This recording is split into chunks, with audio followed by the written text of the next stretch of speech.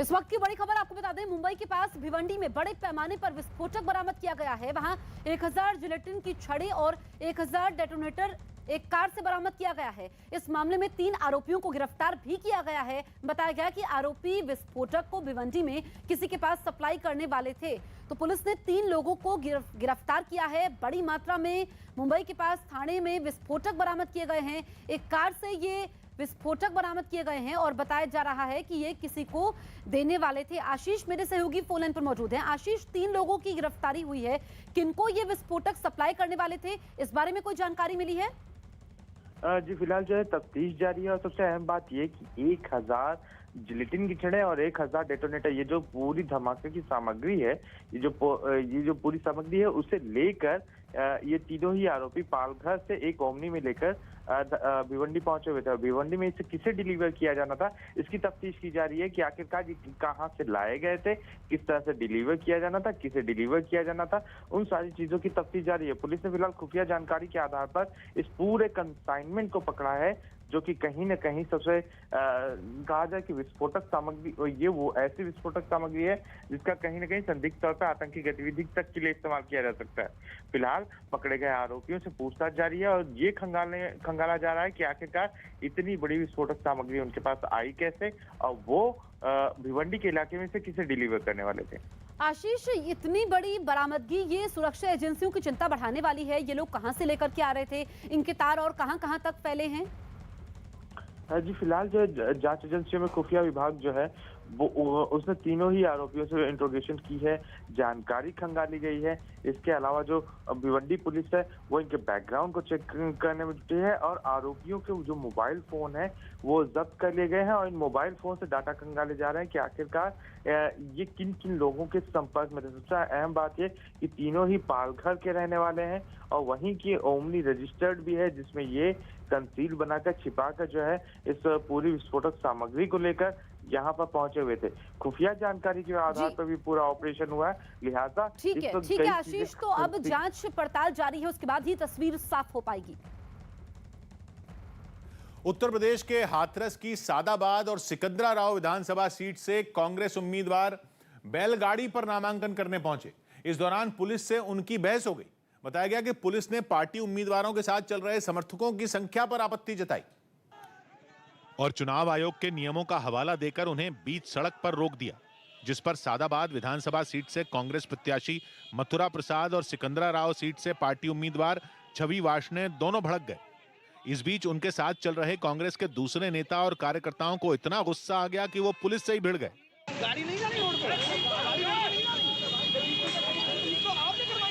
वहीं कांग्रेस की टिकट पर चुनाव लड़ रही छवि वार्ष्णेय ने बैलगाड़ी पर आने के लिए बढ़ती महंगाई का हवाला दिया। पेट्रोल इतना महंगा हो गया है कि आम जनता बहुत ज्यादा, वो गरीब जनता तो बहुत परेशान है। पुलिस से थोड़ी देर तक हुई बहस के बाद दोनों प्रत्याशियों का काफिला नामांकन के लिए कलेक्ट्रेट की तरफ बढ़ गया। पीएम नरेंद्र मोदी आज सुबह 11 बजे देश भर के बीजेपी कार्यकर्ताओं से वीडियो कॉन्फ्रेंसिंग के जरिए बात करेंगे। इस बातचीत के समय वो कल पेश किए गए बजट की बारीकियों पर बीजेपी कार्यकर्ताओं से बात करेंगे। साथ ही पीएम सभी कार्यकर्ताओं को बजट की बारीकियां भी समझाएंगे। खबर है कि पीएम के संवाद को सुनने के लिए बीजेपी दफ्तरों में कई इंतजाम किए गए हैं। एक दिन पहले बजट पेश होने के बाद प्रधानमंत्री ने खुद इस कार्यक्रम में शामिल होने की जानकारी दी थी। भारतीय जनता पार्टी ने मुझे सुबह 11 बजे बजट और आत्मनिर्भर भारत विषय पर बात करने के लिए निमंत्रित किया है। 11 बजे मैं बजट के इस विषय पर विस्तार से बात करूंगा। चुनाव आयोग से रैलियों पर मिली छूट के बाद यूपी के मेरठ में प्रचार करने पहुंचे एआईएमआईएम नेता असदुद्दीन ओवैसी की जनसभा में भीड़ उमड़ पड़ी। चुनाव आयोग ने एक दिन पहले ही ऐलान किया था कि जनसभाओं में अब 1000 लोग शामिल हो सकते हैं। साथ ही घर घर जाकर प्रचार करने वालों की संख्या भी बढ़ाकर 20 कर दी गई थी। जिसके अगले ही दिन मेरठ पहुंचे ओवैसी की जनसभा में लोगों की भारी भीड़ जुट गई। ओवैसी वहां सिवाल खास विधानसभा सीट के लिए पार्टी का प्रचार करने पहुंचे थे, जहां इतने लोग जुट गए कि खुद ओवैसी के लिए भी आगे बढ़ पाना मुश्किल हो गया। चुनाव आयोग के नियमों को ताक पर रखकर वहां चारों तरफ लोग ही लोग दिखाई दिए। जिन्हें जगह नहीं मिली वो इमारतों की छतों और पेड़ों के ऊपर खड़े हो गए। बाद में AIMIM के कार्यकर्ताओं ने वहां मोटरसाइकिल पर बैठकर रैली भी निकाली। उत्तर प्रदेश में आज अमित शाह अतरौली, बदायूं और सहसवान में जनसभा करेंगे। वो सुबह 11 बजे अतरौली पहुंचेंगे और दोपहर 1 बजे बदायूं में जनसभा को संबोधित करेंगे, जबकि करीब 2:30 बजे वो सहसवान में होने वाली जनसभा में शामिल होंगे। अमित शाह की इन सभी जनसभाओं में कोरोना नियमों का सख्ती से पालन करवाने के लिए तैयारी की गई है। इन जनसभाओं के बाद अमित शाह दोपहर 3:35 पर घर घर जनसंपर्क कार्यक्रम में हिस्सा लेंगे, जबकि इसके बाद वो बदायूं में पार्टी पदाधिकारियों और कार्यकर्ताओं के साथ बैठक भी करेंगे। उत्तर प्रदेश के सीएम योगी आदित्यनाथ भी बुलंदशहर, सिकंदराबाद में चुनाव प्रचार के लिए पहुंचेंगे। वो वहां प्रभावी मतदाता संवाद कार्यक्रम में हिस्सा लेंगे और लोगों से बातचीत करेंगे। छात्रों को भड़काने के आरोप में मुंबई पुलिस ने यूट्यूबर विकास पाठक उर्फ हिंदुस्तानी भाऊ को गिरफ्तार कर लिया। एक दिन पहले ही बड़ी संख्या में 10वीं और 12वीं के छात्रों ने कोरोना की वजह से परीक्षा ऑनलाइन कराने की मांग पर प्रदर्शन किया था। आरोप है कि हिंदुस्तानी भाऊ के भड़काने पर ये छात्र सड़कों पर उतरे थे, जिसका एक वीडियो भी सामने आया जिसमें हिंदुस्तानी भाऊ की गाड़ी प्रदर्शनकारी छात्रों से घिरी नजर आई। गाड़ी के अंदर से ही उन्होंने छात्रों की मांग का समर्थन किया और ये ऐलान किया कि अगर जल्द मांग नहीं मानी गई तो वो फिर से सड़कों पर उतरेंगे। अगर ये सोच रहे कि मैं को नहीं सुनेंगे तो फिर वापस ऐसे ही तादाद में उतरेंगे। देखो, इस ऐलान के तुरंत बाद वो अपनी गाड़ी का सनरूफ खोलकर बाहर निकल आए। ये देख छात्रों का जोश और बढ़ गया और वो यूट्यूबर हिंदुस्तानी भाऊ का वीडियो मोबाइल में रिकॉर्ड करने के लिए एक दूसरे से धक्का मुक्की करते दिखाई दिए, जबकि कुछ तो अपने हाथों को हवा में उठाकर तालियां बजाते भी वीडियो में नजर आए। लेकिन यह प्रदर्शन उस वक्त उग्र हो गया जब बड़ी संख्या में छात्र राज्य की शिक्षा मंत्री वर्षा गायकवाड़ के आवास पर पहुंच गए थे, जहां पुलिस और छात्रों की झड़प के बाद हिंसा हुई। जिनको भड़काने के आरोप में ही मुंबई पुलिस ने यूट्यूबर हिंदुस्तानी भाऊ को गिरफ्तार किया और बताया कि एक दिन पहले हुई हिंसा के वीडियो की पड़ताल कर बाकी आरोपियों की तलाश भी शुरू कर दी गई। इनके साथ में और कौन थे, इनके पीछे अगर और कोई हैं जो इश्यूज हैं उस पे इन्वेस्टिगेशन करना जरूरी है। इस कार्रवाई के बाद मुंबई पुलिस ने उन्हें बांद्रा कोर्ट में पेश किया, जहां से उन्हें 3 दिन की पुलिस हिरासत में भेज दिया गया। निवेदन देने के लिए बुलाया था, दंगल करने के लिए किसको नहीं बुलाया था, ना ये कौन से पॉलिटिकल पार्टी का एजेंडा था। एक दिन पहले हुई हिंसा को देखते हुए पेशी के दौरान कोर्ट के बाहर भारी संख्या में पुलिस बल की तैनाती नजर आई। मध्य प्रदेश के इंदौर से दिल दहला देने वाला वीडियो सामने आया। वहां चलती बस की चपेट में आने से एक छात्र की मौत हो गई। बताया गया कि कॉलेज जाते वक्त बस में चढ़ने के समय छात्र का पैर फिसल गया और वो चलती बस की सीढ़ियों से नीचे गिर गया। ये हादसा वहां लगे एक सीसीटीवी कैमरे में रिकॉर्ड हो गया, जिसमें दिखाई दिया कि सड़क की एक ओर से आ रही बस में चढ़ने की कोशिश करता एक लड़का फिसल कर गिर गया, लेकिन बस रुकी नहीं और वो उसे रौंदती हुई आगे बढ़ गई। इसके बाद वहां आसपास मौजूद लोगों ने घायल लड़के को अस्पताल पहुंचाया, जहां उसकी मौत हो गई। गाड़ी में बैलेंस बना नहीं तो गेट पे ही था बेचारा, और गेट आने के बाद वो नीचे गाड़ी के आ गया। हादसे के बाद बस का ड्राइवर फरार हो गया, लेकिन पुलिस ने इस मामले में उस पर केस दर्ज करने के बाद जल्द गिरफ्तारी का दावा किया। आम बजट में वित्त मंत्री निर्मला सीतारामन ने ऐलान किया कि क्रिप्टो करेंसी से होने वाली कमाई पर 30% टैक्स लगेगा। इससे पहले क्रिप्टो करेंसी या वर्चुअल डिजिटल एसेट के जरिए निवेश करने वालों को कोई टैक्स नहीं देना पड़ता था, लेकिन अब ऐसा नहीं होगा। बजट में निर्मला सीतारामन ने घोषणा कर दी कि क्रिप्टो करेंसी या वर्चुअल डिजिटल एसेट से कमाई करने वालों को टैक्स देना पड़ेगा। I propose to provide that any income from transfer of any virtual digital asset shall be taxed at the rate of 30%, 30%. अपने बजट भाषण में वित्त मंत्री ने बताया कि डिजिटल एसेट से जुड़े ट्रांजैक्शन की संख्या में बढ़ोतरी हुई है और इसीलिए सरकार ने टैक्स लगाने का फैसला किया। इतना ही नहीं, सरकार क्रिप्टो करेंसी के जरिए लेन देन करने वालों को रियायत देने के मूड में नहीं दिख रही। उसने क्रिप्टो करेंसी से जुड़े ट्रांजैक्शन पर 1% TDS लगाने का भी ऐलान किया। I also propose to provide for TDS on payment made in relation to transfer of virtual digital asset. कहा जा रहा है कि सरकार क्रिप्टो करेंसी को रेगुलेट करने के लिए शीतकालीन सत्र में एक बिल भी लाने वाली थी, लेकिन ऐसा नहीं हो पाया। हाँ, वित्त मंत्री ने बजट में इससे होने वाली आमदनी पर टैक्स लगा दिया और यह साफ कर दिया कि अगर आपकी क्रिप्टो करेंसी के जरिए आमदनी हो रही है तो उस पर 30% टैक्स देना होगा, जिसमें वो तोहफे भी शामिल होंगे जो क्रिप्टो करेंसी या वर्चुअल डिजिटल एसेट के जरिए दिए गए हैं। मतलब यह कि जिसे तोहफा मिला उसे सरकार को 30% टैक्स देना होगा। क्रिप्टो करेंसी एक तरह की डिजिटल करेंसी है जिसे आप छू तो नहीं सकते लेकिन रख सकते हैं, जिसे एक यूनिक प्रोग्राम कोड से बनाया जाता है, जिसकी वजह से उसकी कॉपी बना लेना या फिर धोखाधड़ी कर पाना करीब करीब नामुमकिन बताया जाता है। क्रिप्टो करेंसी को कोई भी सेंट्रल अथॉरिटी, मतलब कि सरकार या समझ लीजिए कि रिजर्व बैंक, रेगुलेट नहीं करता है और इंटरनेट पर ही इसे बनाया जाता है और वहीं पर उससे निवेश और लेन देन किया जाता है। पिछले कुछ समय से भारत में क्रिप्टो करेंसी के जरिए लेन देन करने वालों की संख्या तेजी से बढ़ गई, जिसके बाद सरकार ने इससे होने वाली आमदनी को टैक्स के दायरे में ला दिया। हालांकि क्रिप्टो करेंसी भारत में लीगल होगी या नहीं, इस पर फैसला होना अभी बाकी है। समाजवादी पार्टी के प्रवक्ता अनुराग भदौरिया लखनऊ से चुनाव लड़ेंगे।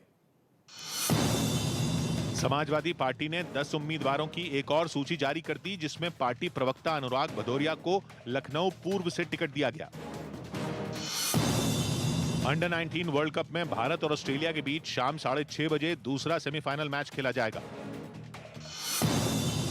नागपुर में महानगर पालिका की एक ऑनलाइन बैठक के दौरान कांग्रेस के पार्षद रमेश पुणेकर पर सिगरेट पीने का आरोप लगा। बीजेपी ने उनका यह वीडियो जारी करते हुए कार्रवाई की मांग की। बीएसपी के पूर्व विधायक उमाशंकर कुशवाहा अपने कुछ समर्थकों के साथ समाजवादी पार्टी में शामिल हो गए। बिहार की राजधानी पटना के पास दानापुर में एक खेत में 2 लोगों के शव मिलने से सनसनी फैल गई। परिवार के लोगों ने आरोप लगाया कि किसी ने पुरानी दुश्मनी में दोनों की गोली मारकर हत्या कर दी। हम दोस्त हैं, आपका फ्रेंड है, चलिए पिजिया खाइए, उसको मर्डर कर दिया गया। पुलिस ने दावा किया कि हत्या के बाद शव को खेत में फेंककर आरोपी फरार हो गए, जिन्हें पकड़ने के लिए जांच शुरू कर दी गई। परिवार वालों से बात करने का प्रयास किया है, लेकिन अभी डिटेल में बात करेंगे तब आगे कुछ खुलासा होगा। उत्तर प्रदेश विधानसभा चुनाव के पहले चरण के लिए अब सियासी दलों ने अपनी पूरी ताकत झोंक दी है। समाजवादी पार्टी अध्यक्ष अखिलेश यादव और राष्ट्रीय लोकदल के अध्यक्ष जयंत चौधरी आज एक साथ चुनाव अभियान पर रहेंगे। दोनों नेता सुबह 11:30 बजे शामली में एक प्रेस कॉन्फ्रेंस करेंगे, जबकि दोपहर 12:30 बजे वो बस से कांधला से रवाना होंगे और बड़ौत बागपत होते हुए लोनी पहुंचेंगे। शाम करीब 5 बजे लोनी में कार्यकर्ताओं के साथ बैठक भी करेंगे। दूसरी तरफ आज बीएसपी प्रमुख मायावती भी चुनाव प्रचार के लिए मैदान में उतरेंगी। मायावती आज आगरा पहुंचेंगी और वहां एक जनसभा को संबोधित करेंगी। इस विधानसभा चुनाव में मायावती की ये पहली चुनावी जनसभा है। यूक्रेन का मुद्दा संयुक्त राष्ट्र में भी उछल गया और यूएन सिक्योरिटी काउंसिल की मीटिंग में अमेरिका और रूस एक दूसरे से बुरी तरह भिड़ गए। अमेरिका यूक्रेन बॉर्डर पर रूस की सेना की जबरदस्त तैनाती के खिलाफ संयुक्त राष्ट्र की सुरक्षा परिषद पहुंचा था, जिसके बाद वहां यूक्रेन पर ओपन मीटिंग हुई, जहां दोनों देश एक दूसरे पर आरोपों के पहाड़ लेकर टूट पड़े। संयुक्त राष्ट्र में अमेरिका की राजदूत रूस पर और रूस के राजदूत अमेरिका पर सरेआम मुंह से बम दागते नजर आए। यूएन की ओपन मीटिंग में अमेरिका ने अपने आरोप दोहराए और यूक्रेन विवाद को सुलगाने का ठीकरा रूस पर फोड़ दिया। If Russia further invades Ukraine, none of us will be able to say we didn't see it coming, and the consequences will be horrific. America के आरोपों पर रूस भी चुप नहीं बैठा। संयुक्त राष्ट्र में उसके राजदूत ने अमेरिका को ही आग भड़काने का जिम्मेदार ठहरा दिया। Разговоры о грядущей войне сами по себе провокационны. Вы как будто призываете к этому, хотите и ждете, когда это произойдет, как будто вы хотите сделать реальностью вашу думу। यूएन सिक्योरिटी काउंसिल की मीटिंग में अमेरिका ने आरोप लगाया कि जितनी सेना रूस ने यूक्रेन के बॉर्डर पर लाकर खड़ी कर दी है, उतनी पूरे यूरोप ने कई दशकों में नहीं देखी, जिस पर रूस ने पलटवार किया कि संयुक्त राष्ट्र ने रूस की फौज की तैनाती की पुष्टि नहीं की है। और तो और अमेरिका के पास भी कोई सबूत नहीं है जिससे यह साबित हो कि वो यूक्रेन पर हमला करने का प्लान बना रहा है। रूस ने साफ कहा कि वो पहले भी अपनी जमीन पर अपनी सेना तैनात करता रहा है, इसलिए अमेरिका को उसके आंतरिक मामलों में टांग नहीं अड़ानी चाहिए। रूस ने अमेरिका पर यह आरोप लगाया कि वो जंग की चेतावनी दे देकर फालतू में डर का माहौल बना रहा है, तनाव बढ़ा रहा है। रूस के राजदूत ने मौजूदा हालात के लिए अमेरिका को जिम्मेदार ठहराया और दो टूक कहा कि अमेरिका जंग की बात कहकर दुनिया को गुमराह कर रहा है और सही जानकारी सामने नहीं आने दे रहा। लेकिन अमेरिका अपने दावे पर डटा रहा और यूएन में उसकी राजदूत ने फिर दोहराया कि रूस यूएन की मीटिंग के दौरान भी यूक्रेन बॉर्डर पर अपने सैनिक और हथियार भेज रहा है। तीसरे विश्व युद्ध की आहट के बीच अमेरिका और रूस वाकई भिड़ गए। ये लड़ाई हुई संयुक्त राष्ट्र में। यूक्रेन विवाद पर अब तक तो अमेरिका और रूस बयान जारी करके एक दूसरे पर वार कर रहे थे, लेकिन इस बार अमेरिका ने रूस पर दबाव बनाने के लिए संयुक्त राष्ट्र की सुरक्षा परिषद की बैठक ही बुला ली और फिर ऐसा तमाशा हुआ कि भरी मीटिंग में अमेरिका और रूस दोनों देशों के राजदूत बुरी तरह लड़ पड़े। संयुक्त राष्ट्र जैसे अंतर्राष्ट्रीय मंच पर दो महाशक्तियां पूरी दुनिया के सामने एक दूसरे को खाने को दौड़ पड़ी। यूएन सिक्योरिटी काउंसिल की मीटिंग में अमेरिका का पलड़ा भारी था, इसलिए उसने रूस को बुरी तरह घेर लिया और यूएन में अमेरिका की राजदूत ने यह कह दिया कि रूस का आक्रामक रवैया सिर्फ यूक्रेन नहीं, यूरोपीय महाद्वीप भी बल्कि पूरी तरह दुनिया के लिए बहुत बड़ा खतरा है। पूरी दुनिया के लिए खतरा, मतलब कि अमेरिका ने सीधी चेतावनी दी कि अगर रूस ने यूक्रेन पर हमला किया तो फिर जंग तो छिड़ेगी और ऐसी छिड़ेगी कि यूरोप से मीलों दूर बसे देश भी उसकी आंच से बच नहीं पाएंगे। यानी ऐसा महायुद्ध होगा जिसमें देश के देश कूद पड़ेंगे। अमेरिका का इशारा तीसरे विश्व युद्ध की तरफ है। इतना ही नहीं, अमेरिका ने यह आरोप भी लगाया कि रूस यूक्रेन पर धावा बोलने के लिए पूरी ताकत जुटा चुका है। उसे तलाश है तो बस सही वक्त की। वो यूक्रेन पर हमला करने का मौका ढूंढ रहा है और इसके लिए रूस अमेरिका और यूक्रेन की ऐसी तस्वीर दुनिया के सामने पेश कर रहा है जिससे लगे कि वो दोनों ही विलन हैं और फिर रूस को यूक्रेन पर हमला करने का बहाना मिल जाए। मीटिंग में ज्यादातर देशों ने अमेरिका की हां में हां मिलाई, इसलिए रूस बुरी तरह बौखला गया। आग बबूला रूस ने भी मीटिंग में अमेरिका पर आरोप लगा दिया कि वो यूक्रेन का ब्रेन वॉश कर रहा है, मतलब यूक्रेन को भड़का रहा है। संयुक्त राष्ट्र में रूस के राजदूत ने अमेरिका के मुंह पर यह तक कह दिया कि वो वाकई चाहता है कि युद्ध हो, वो बस युद्ध का इंतजार कर रहा है। यूएन सिक्योरिटी काउंसिल की मीटिंग खत्म हो गई, लेकिन अमेरिका और रूस का झगड़ा खत्म नहीं हुआ। जब सभी देशों ने अपनी बात कह दी तो फिर अमेरिका ने रूस पर हमला बोला कि रूस का आक्रामक रवैया जंग भड़काने वाला है। इस पर मीटिंग खत्म होते होते रूस ने भी जवाब दिया कि उसे समझ नहीं आ रहा कि अमेरिका किस धमकी और आक्रामक रवैये की बात कर रहा है। मतलब असल जंग तो जब होगी तब होगी, लेकिन उससे पहले ही रूस और अमेरिका ने संयुक्त राष्ट्र के मंच को जंग का मैदान बना दिया और तीखे बयान देकर दोनों एक दूसरे पर जबान से ही गोला बारूद बरसाते रहे। अमेरिका बार बार रूस को यूक्रेन पर हमला न करने की चेतावनी देता रहा और इस बार वो संयुक्त राष्ट्र की सुरक्षा परिषद में ही पहुंच गया, क्योंकि सुरक्षा परिषद संयुक्त राष्ट्र की सबसे ताकतवर संस्था है जिसमें लिया गया हर फैसला काउंसिल के सिर्फ 15 सदस्य देशों को ही नहीं बल्कि संयुक्त राष्ट्र के सभी सदस्यों को मानना ही पड़ता है। यूक्रेन विवाद पर बहस करने के लिए अमेरिका के यूनाइटेड नेशंस पहुंचने की टाइमिंग भी बहुत अहम है। उसने पिछले हफ्ते सुरक्षा परिषद की मीटिंग बुलाई और इसके लिए जनवरी की आखिरी तारीख चुनी। क्यों? क्योंकि 31 जनवरी तक सिक्योरिटी काउंसिल की अध्यक्षता नॉर्वे के पास थी और कैलेंडर में तारीख बदलते ही, मतलब कि फरवरी शुरू होते ही यूएन सिक्योरिटी काउंसिल की अध्यक्षता रूस के पास जानी थी और एक बार रूस के पास अध्यक्षता आ जाती तो फिर तो अमेरिका संयुक्त राष्ट्र में यूक्रेन का मुद्दा उठा ही नहीं पाता। हालांकि रूस ने फिर भी यूएन सिक्योरिटी काउंसिल की मीटिंग होने से रोकने की काफी कोशिश की, लेकिन उसके पास अकेले चीन का ही वोट था और उधर अमेरिका के साथ फ्रांस, ब्रिटेन, यूएई, ब्राजील और मेक्सिको जैसे देशों की पूरी टोली थी। इसलिए बहस कराने के लिए जो वोटिंग हुई उसमें रूस और चीन की कोशिश औंधे मुंह गिर गई और संयुक्त राष्ट्र की सुरक्षा परिषद में यूक्रेन विवाद पर ओपन मीटिंग शुरू हो गई। इस मसले पर यह पहली ओपन मीटिंग थी, मतलब कि संयुक्त राष्ट्र सुरक्षा परिषद के सभी सदस्य देशों की बिल्कुल आमने सामने बातचीत हुई और सभी ने खुलकर अपनी बात रखी। हालांकि मीटिंग में कोई फैसला नहीं लिया गया। यूएन सिक्योरिटी काउंसिल की मीटिंग में अमेरिका और रूस जितनी बुरी तरह भिड़े, उसने तीसरे विश्व युद्ध की आहट को और जोर दे दिया। लेकिन यूएन में रूस के राजदूत ने मौजूदा हालात को दूसरे विश्व युद्ध से ही जोड़ दिया।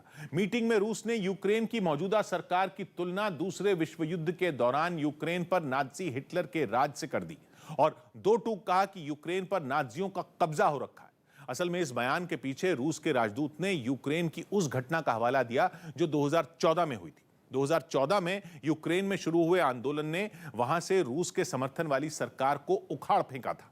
तभी से यूक्रेन और रूस का विवाद गहरा गया।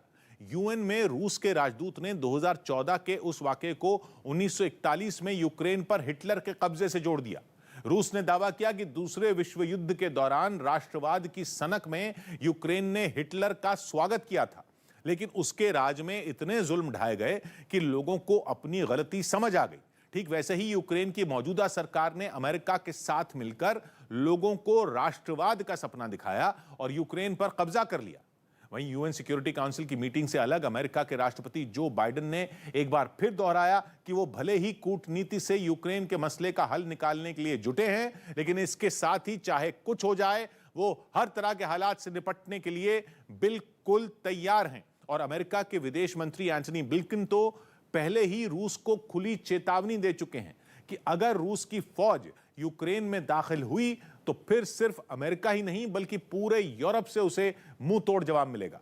सिर्फ अमेरिका से ही नहीं बल्कि पूरे यूरोप से। यह शब्द बहुत अहम है और इसलिए कई विश्लेषक इसे तीसरे विश्व युद्ध की आहट मान रहे हैं, क्योंकि अगर रूस ने यूक्रेन पर हमला किया तो यह लड़ाई यूक्रेन और रूस के बीच नहीं होगी, युद्ध होगा अमेरिका और रूस के बीच, क्योंकि यूक्रेन का साथ देने के लिए अमेरिका इस लड़ाई में कूद जाएगा और यूरोप के देश भी इस विवाद से जुड़ जाएंगे।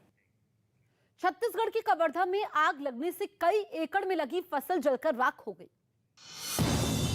छत्तीसगढ़ के कवर्धा में गन्ने के खेत में आग लग जाने से करीब 50 एकड़ में लगी फसल जलकर राख हो गई। बताया गया कि शॉर्ट सर्किट की वजह से आग लगी, जिसके बाद किसानों ने दमकल कर्मियों की मदद से आग पर काबू किया। गायक जुबिन नौटियाल उत्तराखंड की चक्राता विधानसभा सीट पर चुनाव प्रचार के लिए पहुंचे। चक्राता से जुबिन नौटियाल के पिता रामशरण नौटियाल बीजेपी उम्मीदवार हैं। चुनाव प्रचार के समय जुबिन नौटियाल ने लोगों को गाना भी सुनाया। जहाँ ऊंचे नीचे सब रस्ते भक्ति के सुर में गाते हैं। मुंबई के पास थाने में क्राइम ब्रांच की टीम ने भारी मात्रा में विस्फोटक बरामद किया। इस विस्फोटक के साथ 3 लोगों को भी गिरफ्तार किया गया। बताया गया कि इन आरोपियों के पास 1000 जिलेटिन की छड़ें और 1000 डेटोनेटर बरामद किए गए। पीएम नरेंद्र मोदी आज सुबह 11 बजे देश भर के बीजेपी कार्यकर्ताओं को वीडियो कॉन्फ्रेंसिंग के जरिए संबोधित करेंगे। इस दौरान वो बजट की बारीकियों के बारे में भी बात करेंगे। उत्तर प्रदेश विधानसभा चुनाव के लिए बीजेपी ने नई लिस्ट जारी कर दी। पार्टी ने लखनऊ कैंट से ब्रजेश पाठक को टिकट दिया। लखनऊ कैंट से ही रीता बहुगुणा जोशी अपने बेटे के लिए टिकट मांग रही थी। नवी मुंबई में एक होटल में भीषण आग लग गई। आग इतनी भीषण थी कि वो कुछ ही देर में पूरे होटल में फैल गई। होटल की इमारत से आग की ऊंची ऊंची लपटें उठती दिखाई दी, जिसके बाद दमकल कर्मियों ने कड़ी मशक्कत के बाद आग पर काबू पाया। पीएम नरेंद्र मोदी ने बहरीन के प्रधानमंत्री से द्विपक्षीय संबंधों पर बातचीत की, साथ ही उन्हें भारत आने का भी न्योता दिया। पीएम ने कोरोना महामारी के वक्त भारतीय समुदाय का ध्यान रखने के लिए भी उनका धन्यवाद दिया। कांग्रेस महासचिव प्रियंका गांधी आज दोपहर 1 बजे उत्तराखंड के लिए चुनावी घोषणा पत्र जारी करेंगी। इस कार्यक्रम को सभी 70 विधानसभा क्षेत्रों में प्रसारित किया जाएगा। इस बीच प्रियंका गांधी कार्यकर्ताओं से भी बात करेंगी। छत्तीसगढ़ के रायगढ़ में कारोबारी से 21 लाख रुपए की ठगी करने के आरोप में पुलिस ने 2 लोगों को गिरफ्तार कर लिया। इन लोगों के पास से गाड़ी और कई कागजात भी जब्त किए गए। उत्तर प्रदेश के औरैया के बीजेपी नेता और पूर्व जिला पंचायत अध्यक्ष दीपू सिंह का पुलिस अधिकारी संतोष अवस्थी के साथ बदसलूकी का एक वीडियो वायरल हो गया। यह वीडियो 4 दिन पहले का बताया गया, जिसके वायरल होते ही ब्राह्मण समुदाय के लोगों का गुस्सा भड़क उठा और उन्होंने बीजेपी नेता दीपू सिंह के खिलाफ मोर्चा खोल दिया। ये लोग घंटों सड़क पर प्रदर्शन करते रहे और फिर उन्होंने औरैया कोतवाली के घेराव की कोशिश की। प्रदर्शनकारियों ने पुलिस अधिकारी संतोष अवस्थी पर की गई दीपू सिंह की विवादास्पद टिप्पणी को ब्राह्मण समुदाय का अपमान बताया और उन्हें गिरफ्तार करने की मांग की। ब्राह्मणों के प्रति अपमानजनक भाषा का प्रयोग कर रहे हैं, वो कतई अक्षम्य है। इन लोगों के उग्र तेवरों को देखते हुए फौरन वहां भारी संख्या में पुलिस बल को बुलाया गया, जिसने किसी तरह इन प्रदर्शनकारियों को समझा बुझाकर शांत कराया। जिस वायरल वीडियो के सामने आने के बाद यह विवाद बढ़ा, वो औरैया कोतवाली का ही बताया जा रहा है, जिसमें गुस्से से आग बबूला बीजेपी नेता दीपू सिंह फोन पर किसी से बात करते नजर आए और इसी दौरान उन्होंने बगल में बैठे पुलिस अधिकारी संतोष अवस्थी पर विवादास्पद टिप्पणी कर दी।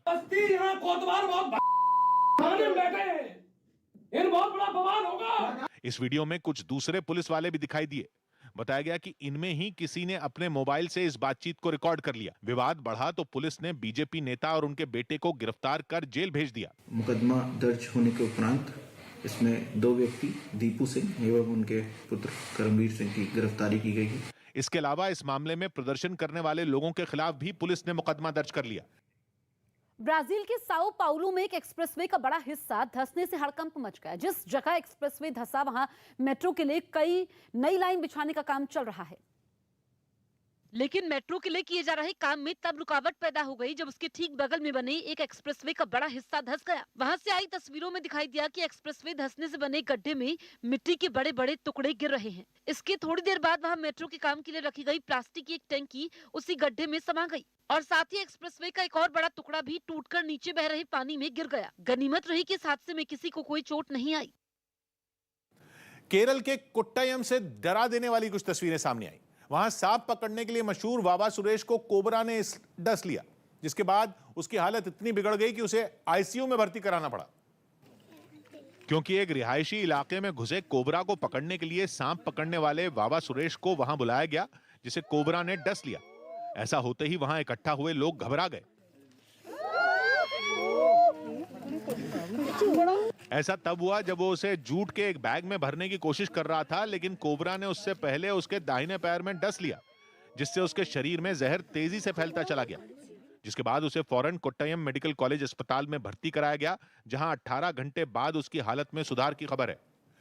भारत और वेस्टइंडीज के बीच बिना दर्शकों के मैच होंगे।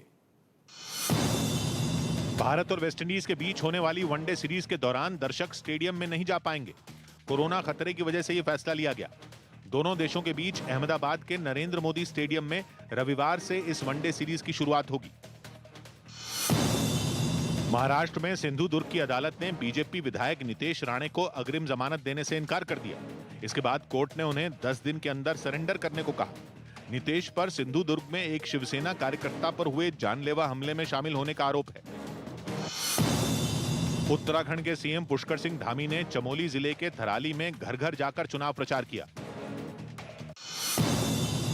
राहुल गांधी शुक्रवार को गोवा के दौरे पर जाएंगे, जहां वो विधानसभा के लिए पार्टी का घोषणा पत्र जारी करेंगे। कप्तान मिताली राज आईसीसी वनडे बल्लेबाजों की रैंकिंग में एक पायदान चढ़कर दूसरे नंबर पर पहुंच गईं, जबकि गेंदबाजों में झूलन गोस्वामी दूसरे स्थान पर बनी हुई हैं। उत्तर प्रदेश चुनाव के लिए बीजेपी ने नई लिस्ट जारी कर दी है। बीजेपी ने इस बार यूपी सरकार में मंत्री स्वाति सिंह को सरोजनी नगर से टिकट नहीं दिया है। उनकी जगह बीजेपी ने पूर्व ईडी अधिकारी राजेश्वर सिंह को सरोजनी नगर से टिकट दिया है। लखनऊ पूर्व से आशुतोष टंडन को टिकट मिला है।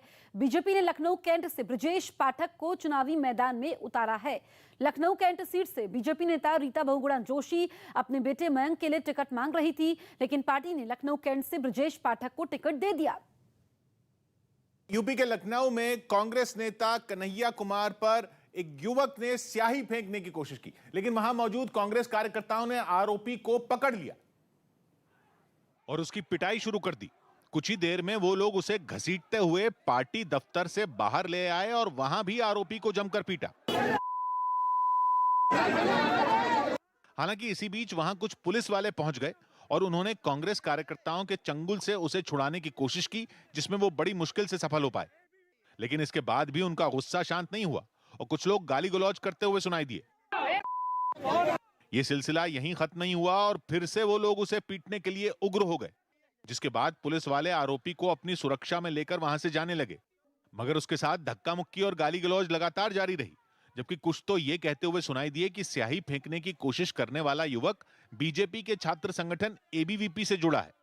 इस मारपीट और हंगामे की वजह से कांग्रेस दफ्तर के बाहर काफी देर तक अफरा तफरी का माहौल बना रहा, जिसे देखते हुए वहां पुलिस बल की तैनाती बढ़ा दी गई ताकि माहौल न बिगड़ने पाए। बताया गया कि कांग्रेस नेता कन्हैया कुमार पार्टी दफ्तर में होने वाली युवा संसद में हिस्सा लेने के लिए पहुंचे थे। तभी कांग्रेस कार्यकर्ताओं के बीच मौजूद उस युवक ने कन्हैया कुमार पर स्याही फेंकने की कोशिश की, जिसमें वो बाल बाल बच गए। ऐसा होते ही कुछ लोग कन्हैया कुमार को वहां से निकालकर पार्टी दफ्तर के अंदर ले गए, जबकि बाकी के कार्यकर्ताओं ने आरोपी को पकड़ लिया और उसे मारना शुरू कर दिया। मीडिया के सवाल पूछने पर आरोपी ने एबीवीपी से जुड़े होने की बात को खारिज कर दिया।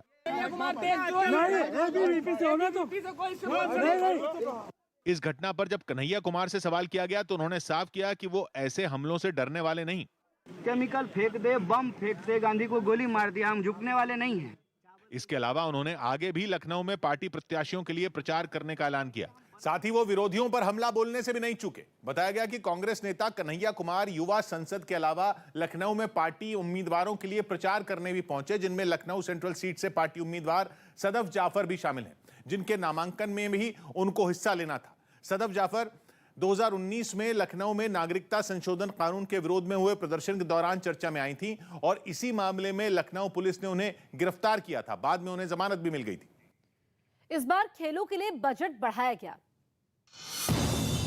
केंद्र सरकार ने इस बार खेलों के लिए बजट 306 करोड़ रुपए बढ़ाकर करीब 3063 करोड़ रुपए कर दिया। आज उत्तर प्रदेश के नोएडा में आयकर विभाग ने एक पूर्व आईपीएस अधिकारी के घर पर छापा मारा, जिसमें उसे करोड़ों की रकम बरामद हुई। ये कार्रवाई यूपी कैडर के डीजी रैंक के रिटायर्ड अफसर राम नारायण सिंह के घर पर 3 दिन से जारी है, जिसके बेसमेंट में बने 3 लॉकर से इनकम टैक्स डिपार्टमेंट को 5 करोड़ 77 लाख रुपए कैश बरामद हुए। वहां से इतनी बड़ी रकम मिलते ही हलचल बढ़ गई और इस कार्रवाई के दौरान पूर्व आईपीएस अफसर ने घर के बाहर से अपनी नेम प्लेट हटा ली, क्योंकि उनके घर के बेसमेंट में एक कंपनी का दफ्तर है और उसकी मालकिन राम नारायण सिंह की पत्नी है और यह कंपनी लोगों को किराए पर लॉकर देने का काम करती है, जिसके लिए वहां 650 से ज्यादा लॉकर बनाए गए थे, जिनमें 3 लॉकर से जांच टीम को करीब 6 करोड़ रुपए बरामद हुए। बताया गया कि जिन लॉकर से यह रकम मिली उनमें एक लॉकर किसी बड़े बिल्डर ग्रुप का है, जिस पर आरोप है कि उसने गलत तरीके से कमाई कर वहां करोड़ों रुपए रखे थे, जिसके लिए उस बिल्डर पर बिहार, दिल्ली और उत्तर प्रदेश के रहने वाले कई अज्ञात लोगों के नाम पर फर्जी दस्तावेज बनवाने का भी आरोप है। यही नहीं, 3 दिन से जारी इस कार्रवाई को आगे बढ़ाते हुए 2 और लॉकर भी आयकर विभाग की टीम खोलेगी, लेकिन उससे एक दिन पहले जिन लोगों के नाम पर वो लॉकर हैं उन्हें वारंट भेजे गए। शबाना आजमी को कोरोना हो गया। शबाना आजमी ने सोशल मीडिया पर बताया कि उनकी कोरोना रिपोर्ट पॉजिटिव आई। इसके बाद उन्होंने अपने संपर्क में आए लोगों से कोरोना जांच करवाने की अपील की। यूपी के सीएम योगी आदित्यनाथ ने मेरठ में पार्टी के प्रभावी मतदाता संवाद कार्यक्रम में हिस्सा लिया। इस मौके पर उन्होंने मुजफ्फरनगर दंगों के बहाने समाजवादी पार्टी पर सवाल उठाए। सपा वाले लोग, ये तो रेड अलर्ट है, रेड अलर्ट सुरक्षा के लिए। जापान में मई में होने वाली स्विमिंग वर्ल्ड चैंपियनशिप को टाल दिया गया। अब यह प्रतियोगिता अगले साल जुलाई में होगी। वहां कोरोना खतरे की वजह से यह कदम उठाया गया। दिल्ली हाईकोर्ट ने निजी कार में मास्क न लगाने पर जुर्माने वाले नियम को बेतुका बताया। साथ ही कोर्ट ने राजधानी में कोरोना केस कम होने पर इस नियम पर विचार करने की सलाह दी। यही नहीं, इस सुनवाई के दौरान दिल्ली सरकार के वकील ने भी माना कि दिल्ली डिजास्टर मैनेजमेंट अथॉरिटी को अब इस नियम में बदलाव करना चाहिए। इससे पहले पिछले साल दिल्ली हाईकोर्ट की एक जज की बेंच ने इस नियम के खिलाफ दाखिल एक याचिका को खारिज कर दिया था। लेफ्टिनेंट जनरल मनोज पांडे ने दिल्ली में उप थल सेना प्रमुख का पद संभाल लिया। इस दौरान उन्हें गार्ड ऑफ ऑनर भी दिया गया। पंजाब के सीएम चरणजीत सिंह चन्नी अपने नामांकन के दौरान भावुक हो गए। उन्होंने चमकौर साहिब विधानसभा सीट से अपना यह नामांकन दाखिल किया और इसी दौरान ईडी के छापों पर बोलते हुए वो भावुक हो गए। चरणजीत सिंह चन्नी 2 जगह से चुनाव लड़ रहे हैं। एक दिन पहले उन्होंने भदौड़ सीट से भी अपना पर्चा भरा था। 15 साल थोड़े उचरी है, एक भी दिन खाते दूर नहीं गया। आज थोड़ा गया मैं कोई सामने बनूं। सोशल मीडिया पर वायरल एक वीडियो को ट्विटर पर शेयर करने पर बीजेपी ने राहुल गांधी को घेर लिया। राहुल गांधी ने इस वीडियो को शेयर करते हुए हिंदुत्ववादियों पर निशाना साधा और जिस वीडियो पर यह सियासी घमासान खड़ा हुआ वो बीजेपी के एक पार्षद का बताया गया। सोशल मीडिया पर वायरल हुए इस वीडियो में बीजेपी पार्षद राघवेंद्र मिश्रा एक बुजुर्ग का स्वेटर पकड़े हुए दिखाई दिए। वीडियो में बीजेपी पार्षद और बुजुर्ग आपस में बहस करते हुए नजर आए। ऐसी पार्टी में आने नहीं है, कानपुर के इस वीडियो को किसी ने ट्वीट करते हुए बीजेपी पर निशाना साधा तो राहुल गांधी ने भी उसे ट्विटर पर शेयर किया और हिंदुत्ववादियों की राजनीति को गुंडागर्दी से जोड़ने की कोशिश की। लेकिन हिंदुत्ववादियों को घेरने की अपनी इस कोशिश में राहुल गांधी खुद घिर गए। बीजेपी नेता अमित मालवीय ने उन पर निशाना साधते हुए ट्वीट किया। उन्होंने दावा किया कि वीडियो में देख रहे दोनों लोग एक दूसरे को जानते हैं और आपस में मजाक कर रहे हैं। यही नहीं, राहुल गांधी के वायरल वीडियो शेयर करने के बाद उसमें दिख रहे दोनों लोग भी मीडिया के सामने आए। उन्होंने दावा किया कि वीडियो के बारे में जो बातें कही गई उनमें सच्चाई नहीं है। और बीजेपी पार्षद राघवेंद्र मिश्रा ने तो ये तक दावा कर दिया कि जिस बुजुर्ग को धमकाने की बात कही जा रही है उनसे पारिवारिक रिश्ता है। जो इस तरह की हरकतें करके समाज में भ्रम का माहौल बनाते हैं, निश्चित रूप से उनके पास कोई चुनावी मुद्दा नहीं है। सिर्फ राघवेंद्र मिश्रा ही नहीं, कानपुर पुलिस ने भी दावा किया कि मामले की जांच के बाद डराने या धमकाने जैसी कोई बात सामने नहीं आई। किसी ने जो है वीडियो इसको बना के शरारतवश जो है सोशल मीडिया पे इसको डाले हुए हैं। बताया गया कि वीडियो में दिखाई दिए बुजुर्ग कांग्रेस पार्टी के समर्थक हैं, जिनसे बीजेपी पार्षद मजाक में अपनी पार्टी में आने के लिए कह रहे थे। एक फोन कॉल के चक्कर में पाकिस्तानी टिकटॉक स्टार हरीम शाह की सूरत बिगड़ दी। वो होठों की सर्जरी करवाने के लिए ब्रिटेन पहुंची थी, लेकिन सर्जरी के दौरान ही उन्हें मोबाइल फोन पर जानकारी मिली कि पाकिस्तान में जांच एजेंसी ने उनके बैंक खातों को फ्रीज कर दिया, जिसके बाद उन्हें अपने होठों की सर्जरी अधूरी छोड़नी पड़ी। और इसका एक वीडियो उन्होंने सोशल मीडिया पर साझा किया, जिसमें उनके होंठ का एक हिस्सा सूजा हुआ नजर आया, जिसकी उन्होंने वजह भी बताई। मैंने कहा इतना महंगाई का दौर है, जो फिलर के दूसरे साइड पे भी डलवाऊं और उसके मैं पैसे दूं तो अकाउंट तो मेरे फ्रीज हो जाएंगे। असल में Pakistani TikTok star Hareem Shah surgery के लिए मोटी रकम लेकर लंदन पहुंची थी, जिसका एक वीडियो उन्होंने 12 जनवरी को खुद सोशल मीडिया पर शेयर किया था, जिसमें वो ब्रिटेन की करेंसी के कई बंडल दिखाती नजर आई थी। यही नहीं, इस वीडियो में वो पाकिस्तान सरकार की बुराई करती भी सुनाई दी थी। हुकूमत ने तो हमसे प्रॉमिस किया था करेंसी को ऊपर ले जाएंगे, पासपोर्ट को ऊपर ले जाएंगे, बट कुछ नहीं कर सके, जस्ट बात नहीं कर सके। बताया गया कि इस वीडियो के वायरल होने के बाद ही पाकिस्तान की जांच एजेंसी FIA ने उनके खिलाफ मनी लॉन्ड्रिंग का केस दर्ज कर जांच शुरू कर दी थी और फिर उनके बैंक खातों को फ्रीज कर दिया गया था। IPL के लिए इस बार करीब 600 खिलाड़ियों की बोली लगेगी।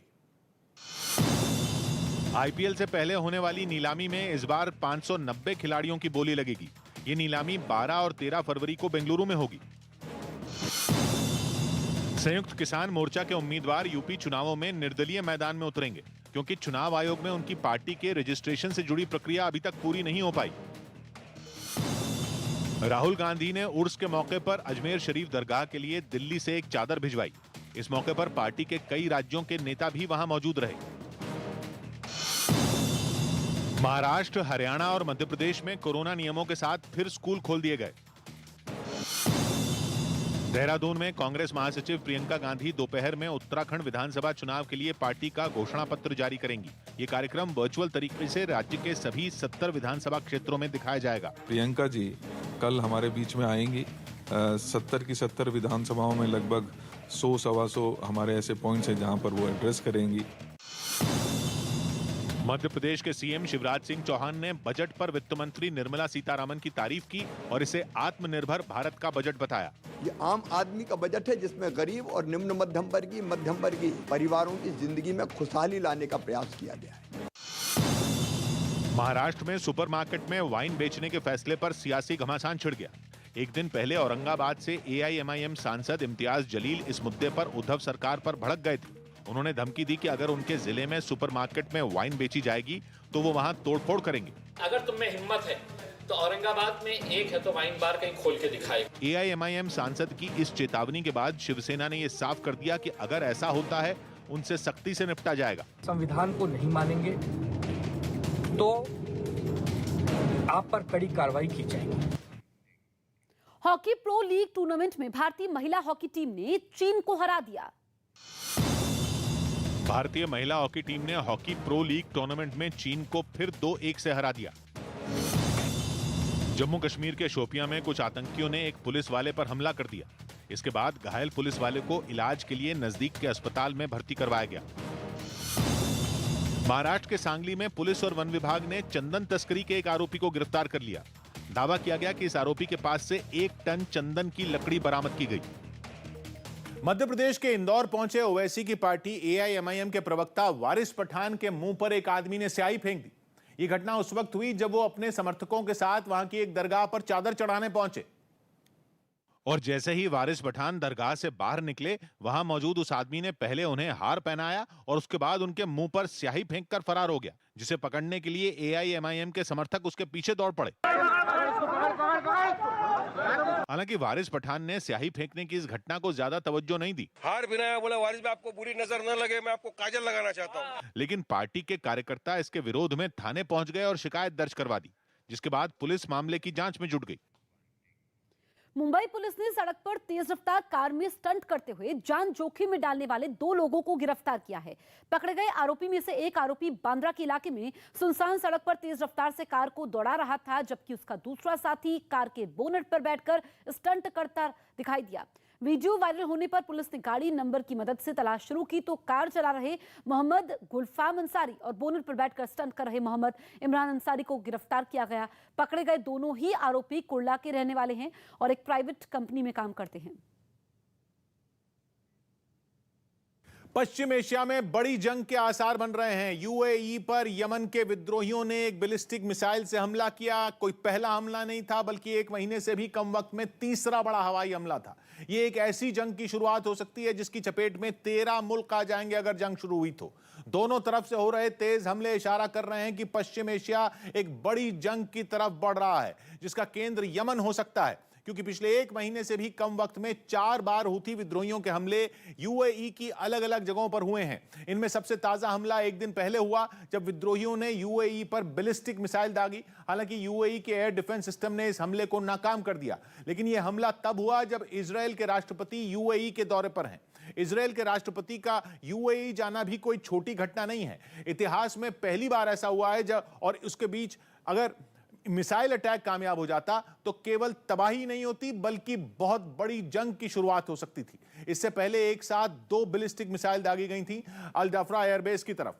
ये एयरबेस यूएई में है जहां अमेरिकी और ब्रिटिश फौज की मौजूदगी भी रहती है, लेकिन दोनों मिसाइलों को यूएई के एयर डिफेंस सिस्टम ने नष्ट कर दिया।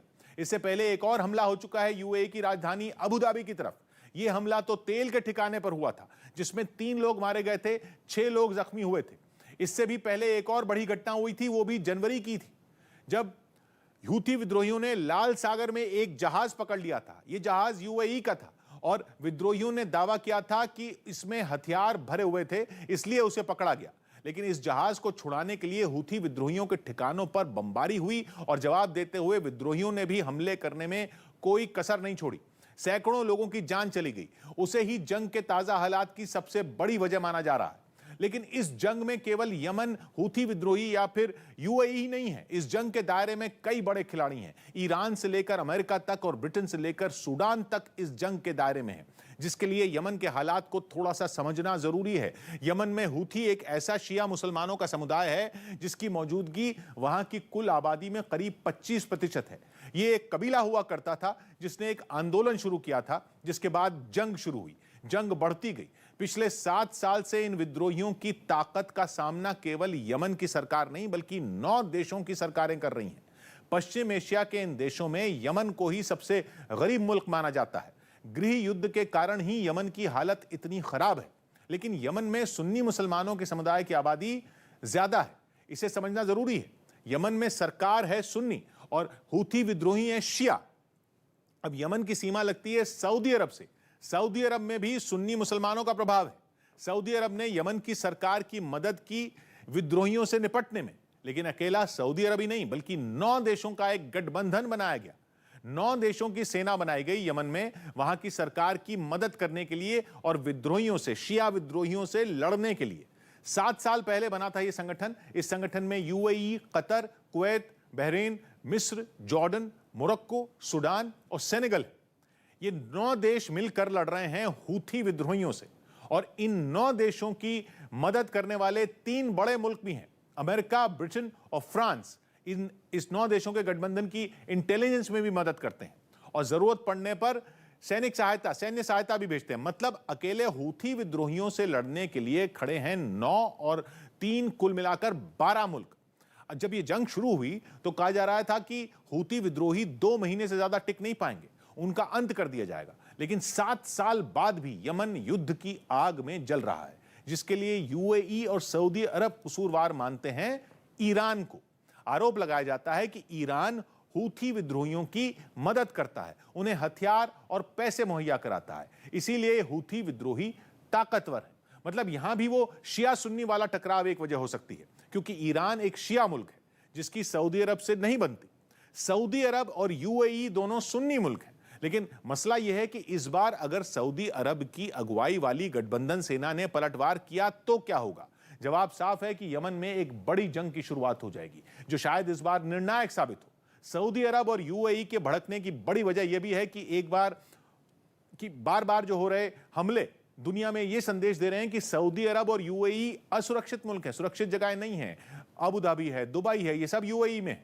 शारजा, दुबई, अबू धाबी ये सब मिलाकर यूएई है। मतलब किसी भी शहर पर कभी भी कोई मिसाइल आकर गिर सकती है, ये मैसेज जा रहा है। जबकि ये दोनों मुल्क सऊदी अरब और यूएई कोरोना संकट के बाद दुनिया भर से पर्यटकों को बुलाने के लिए हर मुमकिन कोशिश करने में लगे हैं।